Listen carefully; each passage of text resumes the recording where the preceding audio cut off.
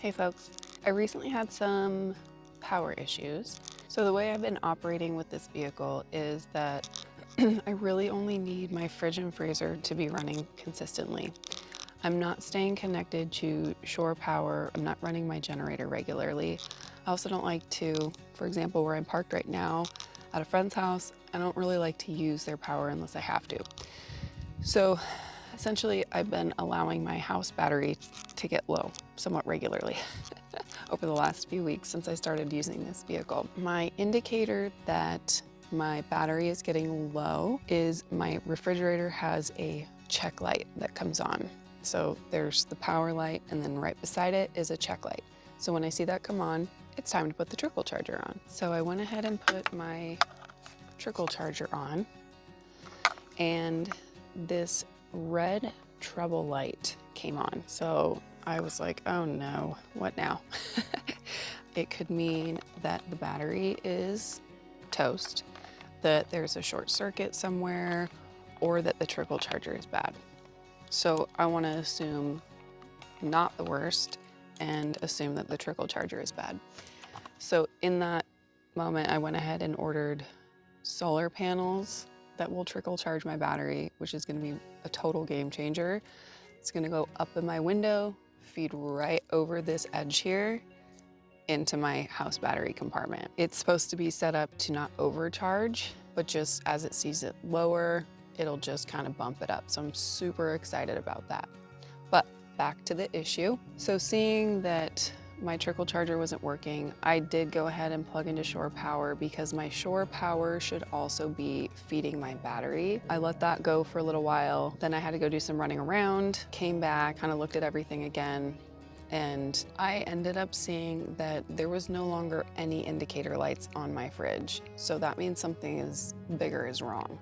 Because even when my battery is low, that light still comes on. I decided to also test my heater because even when my battery is low, my heater fan will still kick on, it just won't put out any heat. Nothing was working. That evening, actually late night, I should say, I went ahead and looked at everything I could. Again, I'm getting familiar with this vehicle. It's totally foreign to me, so I'm learning where everything is and what to look for as I go. So I'm going to show you and talk through what all I checked and what I ended up landing on, which was in fact the culprit of the overall issue.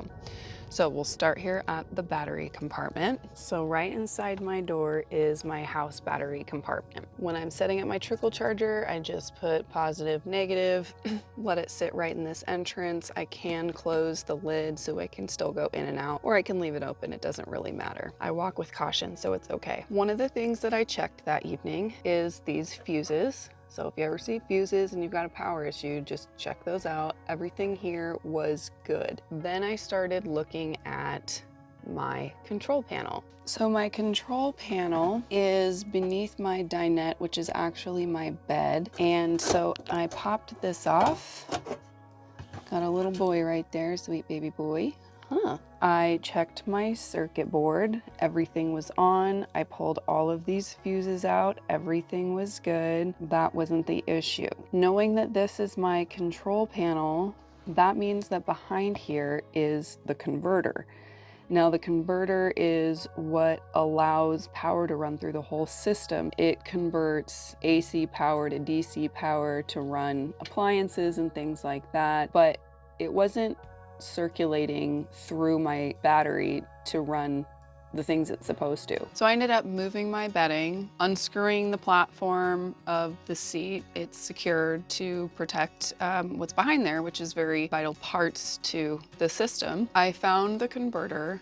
There really wasn't anything I could do with it. There were a couple of fuses on it, some 30 amp fuses I was able to pull out and check. They were fine. I realized there's nothing I can do now. Kept the RV plugged into shore power just for hopes that I would wake up in the morning and things were magically better. I went to bed with the voltage reading 10.2, woke up it was 10.6, so it wasn't doing anything. Now, I tend to like to fix things myself.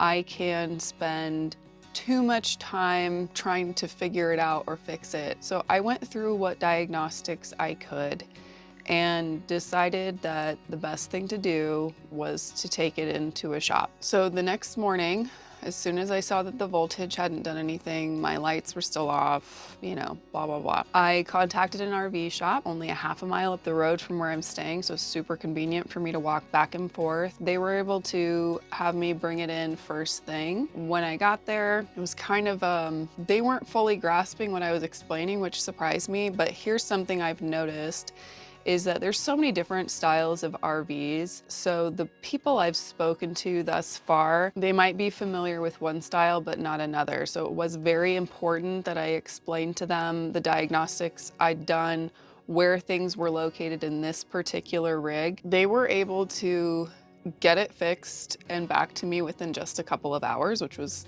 fantastic. They also had a very reasonable hourly rate. That's where being able to provide them a very clear picture of all of the things going on, what you've checked, comes in handy as well. You can save on labor. Now, that's not always going to be the case. Some places will want to go through every little tiny detail, whether that's to make more money or just to be 100% certain. I don't know. But spending the time to go through everything with the guys there really helped a lot. So it did turn out to be what I thought it was the night before, which is the power converter. I got it back. Everything's running as it should. I currently have it on shore power. Checked the battery this morning and we're at 13.64, which is fantastic. That's what we want to see. And I actually didn't have it plugged in overnight. So as soon as I plugged it in today, it jumped back up, which is really, really great. So I'm pretty excited on moving forward with that. I'm stoked that I've got solar panels waiting for me to pick up in a couple of days. That's just gonna be a complete game changer. I'm going to not have to worry about my fridge and freezer ever going off. I'll be able to have my heater available to use when I need it. I'll even be able to use cabin lights so that I don't have to use my headlamp all the time. It's going to feel more like a home, which is what this is. This is my home now. So I would encourage people to take the time to follow the systems, check things out, and you'll benefit in the long run. If you can go into a shop with some information, it's gonna go a long way and you're gonna end up saving money. So that's where we're at. I feel really good about power running through here. I love seeing my auto light on my fridge, not my check light. So yeah, it's gonna be great going forward. Hasta luego, see you next time, and safe travels.